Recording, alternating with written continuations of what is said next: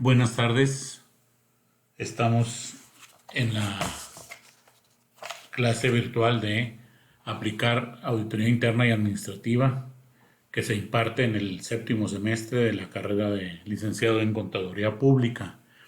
Vamos a abrir hoy el tema correspondiente al segundo parcial, el segundo tema del segundo parcial, que se llama ejecución del trabajo y revisión del proceso administrativo. Para ello, pues vamos a iniciar con la parte del cronograma donde se detalla esta parte. Vamos a iniciar con la planeación y luego con la ejecución del trabajo del proceso para revisar el proceso administrativo.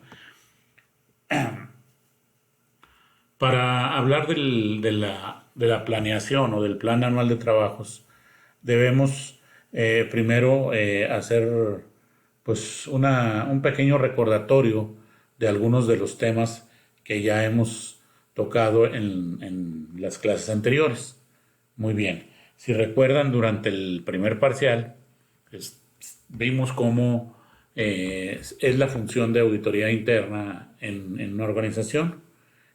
Vimos que la importancia que tenía, el lugar que debía tener dentro de la organización, la delegación de la autoridad por parte de la dirección hacia los departamentos de auditoría interna, ¿verdad? También vimos la forma de estructurar un departamento de auditoría interna de acuerdo a las condiciones del trabajo, a las condiciones de la empresa donde estamos y también de acuerdo al tamaño de la empresa que queramos auditar, ¿verdad?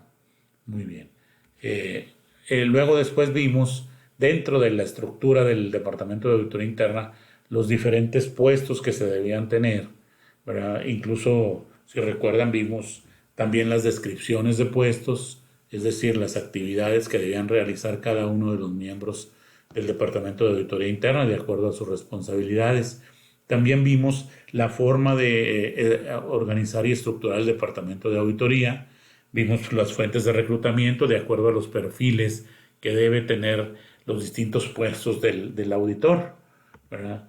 Y finalmente vimos, si recuerdan, el comité de auditoría. Vimos qué es el comité de auditoría, para qué servía, cuáles son sus principales actividades, cómo se conforma el comité de auditoría dentro de las organizaciones, etcétera, ¿verdad? Luego, en este segundo parcial, pues ya entramos a lo que es la planeación del trabajo de auditoría, suponiendo que con los conocimientos adquiridos durante el primer parcial, pues ya debíamos tener una clara idea de cómo formar un departamento de auditoría interna. Incluso hicimos el simulacro de que si nos llamaban a nosotros a organizar un departamento de auditoría interna en alguna empresa donde vayamos a laborar, ¿verdad? Muy bien. Ahora vamos pues a entrar al área de planeación. La planeación, como ustedes saben, pues es uno más de las etapas del proceso administrativo. La auditoría interna, como actividad dentro de la administración de las empresas, pues no escapa del proceso administrativo, es decir, no escapa de las etapas del proceso administrativo y como quiera que los podamos entender el proceso administrativo. Hay quienes dicen que son 4 etapas: planeación, organización, dirección y control. En este caso estaríamos hablando de la primera etapa. Para aquellos que manejan las etapas de la administración en 6, pues son previsión, planeación, integración, organización, dirección y control. También la etapa de planeación cae dentro de las primeras 2 etapas de este proceso administrativo. Bien, vayamos entrando pues en el tema. En términos generales, planear, ¿qué significa? Pues significa prever el futuro, anticiparse a los hechos para que los hechos ocurran tal y como queramos que ocurran, ¿verdad? Máxime en una organización donde se fijan metas, propósitos y objetivos, pues tiene más validez esta aseveración, ¿verdad? De que la Planeación es anticiparse a los hechos para que ocurran de la manera como yo quiero que ocurran. Hablando de la función de auditoría, ya tenemos el departamento de auditoría, según lo platicamos ahorita, ¿sí? Y la pregunta que nos haríamos de inmediato es, ¿por dónde empezar? ¿Por dónde empezar a revisar? ¿Qué reviso primero y qué después?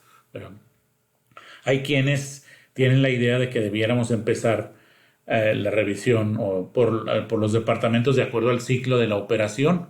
Es decir, en este caso, pues iniciaríamos por compras, luego por logística, almacenes, etcétera, ¿verdad? Y hay quienes, que se inclinan un poquito más por la auditoría tipo, la auditoría de estados financieros, pues dicen que debíamos revisar las áreas de operación de acuerdo pues al orden que tienen las áreas de operación dentro de los estados financieros. En este caso, pues iniciaríamos por finanzas, luego después cuentas por cobrar, enseguida inventarios, enseguida las propiedades, planta y equipo y así sucesivamente, ¿verdad? Pues bien, pero la teoría más aceptada es que debamos hacer esta definición de qué reviso primero y qué después en base a un análisis que debamos hacer previamente. Este análisis pues incluye aspectos financieros y aspectos operacionales, ¿verdad? O sea, lo primero que debemos hacer es un análisis en base a algunas razones financieras, ¿verdad? Razones financieras simples, integrales, tendencias, ¿verdad? Hay quienes muy también apegados a la auditoría de estados financieros dicen que debíamos aplicar la técnica de los procedimientos analíticos, ¿sí? Es decir, comparar las cifras con la historia, es decir, agarramos la balanza de comprobación de un año y la comparamos con el anterior, ¿verdad? Y de ahí determinamos variaciones en cantidades y en porcentaje. Esto nos serviría para identificar aquellas áreas que representan mayor variación de un año a otro. También luego debemos comparar las cifras con el presupuesto para pues determinar aquellas áreas también que estuvieron más alejadas del presupuesto, de lograr el presupuesto o bien que lo sobrepasaron. Pero hay quienes luego dicen que también hay las razones simples ayudan mucho, es decir, hacemos un análisis financiero con razones simples y comparamos las razones de rotación, de rendimiento, de rentabilidad, de liquidez, de solvencia, etcétera. Los comparamos pues contra el presupuesto o contra los estándares establecidos para estas razones y de ahí determinamos también áreas de oportunidad que debamos atender, ¿verdad? Hay también otro factor que debemos considerar al escoger qué revisamos primero y qué después, es el volumen de las operaciones. Podemos enlistar las operaciones, el número de operaciones que se realizan, cuántos cheques, cuántas salidas de almacén, cuántas órdenes de compra, cuántas facturas, para determinar aquellas operaciones que representan el mayor volumen dentro de la empresa. También el monto de las operaciones va muy pegado con el volumen de las operaciones. Pues sí, ya sabemos que hay un determinado número de cheques, pero ¿qué importe tiene cada cheque? Ya sabemos que hay determinado número de facturas, pero ¿qué importe tiene cada una de las facturas? Para saber más o menos en dónde puede haber que hayamos hecho muy pocas facturas, pero mucha cuantía. En eso nos dará una idea pues de que es una empresa que tiene pocas ventas, pero de mucho valor, ¿verdad? Y también, o por último, podemos considerar para nuestro análisis las peticiones expresas, es decir, las peticiones que nos hacen el resto de los departamentos, el resto de los gerentes, ¿verdad? Esta técnica, pues, para determinar qué reviso primero y qué después, a propósito la ponemos ahí al último. ¿Por qué? Porque las peticiones expresas, pues, no deben ser la base primordial de la programación del trabajo de las auditorías, ¿verdad? ¿Por qué? Porque muchas veces las peticiones expresan van dirigidas o van con una cierta tendencia, ¿verdad? Entonces, pues no es profesional tampoco de parte del auditor tomar esta técnica como base, ¿verdad? La única forma de poder aceptar esta técnica es si la persona que nos está haciendo la petición o la sugerencia de por dónde empezar, ya hizo un análisis previo. El análisis previo que ahorita acabamos de mencionar, ya lo hizo esta persona y entonces sí estamos en condiciones de poderle aceptar su sugerencia. Muy bien, entonces ya tenemos ahí varias técnicas pues que podemos emplear para determinar qué revisamos primero y qué después, ¿verdad? Una vez que tengamos todas las áreas que vamos a revisar, a lo mejor determinamos que primero vamos a revisar el área de ventas, luego la de compras, luego la de crédito y luego la de finanzas, etcétera, ¿verdad? Pues ya debemos de considerar en cada uno de los trabajos algunos factores, como son la cantidad de trabajo que hay que realizar, la calidad que se requiere y el costo. El costo es muy importante también porque pues, la auditoría es una más de las actividades de la empresa y por lo tanto su costo es importante también para la empresa, ¿verdad? O sea, ¿por qué? Porque la actividad de auditoría también debe de aportar pues al rendimiento de la empresa, a los beneficios de la empresa y en este sentido pues el costo es muy importante, ¿verdad? Entonces hay que determinar estos tres factores: la cantidad de trabajo que podemos realizar en un determinado periodo, ¿verdad? La calidad con la que debemos realizarlo, o la que pretendemos realizar los trabajos, ¿verdad?